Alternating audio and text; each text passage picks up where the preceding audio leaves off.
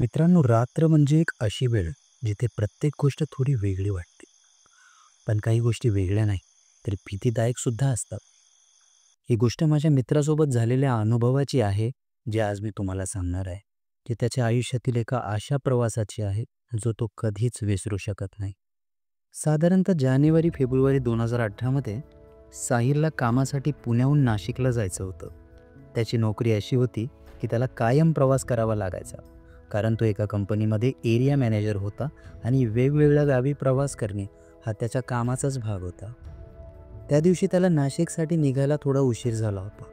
त्यामुळे पब्लिक ट्रान्सपोर्टने न जाता आपल्या कारने जायचा निर्णय त्याने घेतला. नाशिकला निघायच्या अगोदर त्याने गाडीला पूर्णपणे तपासून घेतलं. रात्री साधारण 10 वाजताच्या सुमारास गाडीतील साऊंड सिस्टममध्ये मंद आवाजात गाणी ऐकत त्याने पुणे नाशिक हायवे पकडला. हायवेवर सगळं वेगळंच वाटत होतं. घनदाट काळोख, बाजूने येणाऱ्या जाणाऱ्या ट्रक्सचा थोडाफार उजेड आणि कधीतरी एक दोन फोर व्हीलर. हायवेवर बिलकुल ट्रॅफिक नसल्यामुळे त्याला वाटलं की 3 तासात तो नाशिकला पोहोचेल. यापुढे जसं तो जंगलाच्या भागात पोहोचला, तसं अचानक त्याच्या गाडीचं एक टायर पंक्चर झालं. असं कसं झालं? मी तर गाडी चेक करून आलो होतो, तो मनाशी विचार करत होता. गाडी थांबवून त्याने फोनची टॉर्च चालू केली आणि टायर तपासायला सुरुवात केली. सगळ्यात आश्चर्याची गोष्ट म्हणजे टायर पंक्चर झाल्याचं काहीच चिन्ह नव्हतं, पण हवा मात्र पूर्णपणे गेली होती. साहिलने स्पेअर टायर लावायला सुरुवात केली, पण तेवढ्यात त्याला एक विचित्र आवाज आला, एक मुलगी हसत असल्याचा. सामसूम हायवेवर मुलगी? हे कसं शक्य आहे? तो घाबरला, पण काही सेकंदातच आवाज गायब झाला. या आवाजामुळे साहिल थोडा घाबरला होता. त्याने पटकन स्पेअर टायर लावलं आणि गाडी सुरू करून तो वेगाने तिथून निघाला.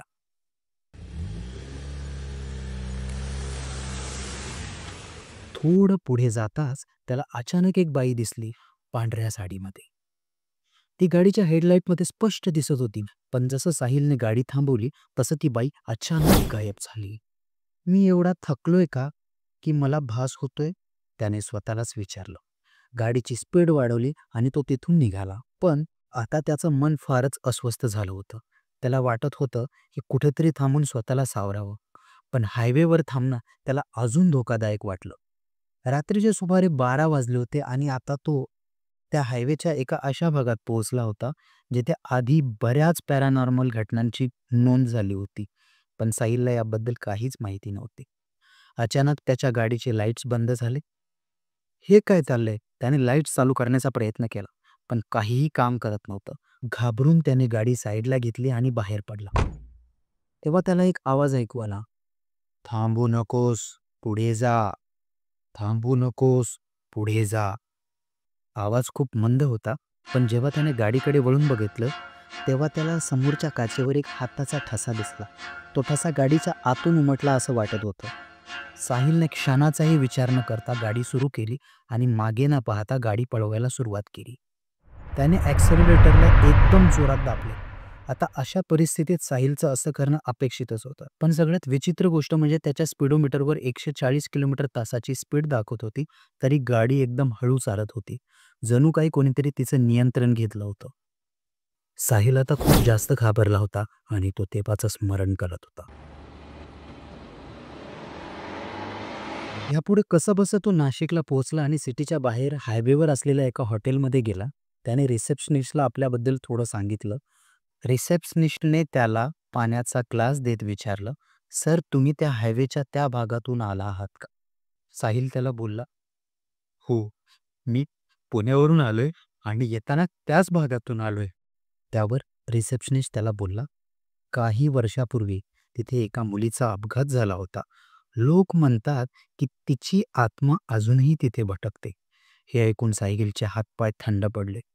त्याला समजलं की त्याने जे अनुभवलं ते खऱ्या अर्थाने विचित्र आणि भीतीदायक होतं. त्या रात्रीनंतर साहिलने त्याबद्दल फारशी चर्चा केली नाही. पण एक गोष्ट मात्र त्याने मला सांगितली. रात्रभर हायवेवर जाताना आपल्या आजूबाजूला काय चाललंय हे लक्षात ठेवायला हवं. काही गोष्टी ज्या आपण पाहूही शकत नाही, त्या कदाचित आपल्या अगदी जवळ असतात. मित्रांनो, हायवेवर घडणाऱ्या घटना केवळ गोष्टी नसतात. त्या खऱ्या असतात आणि ज्यांना त्या अनुभवायला लागतात, त्यांचे आयुष्य बदलून जातं. तर मित्रांनो, ही होती गोष्ट माझ्या मित्राची.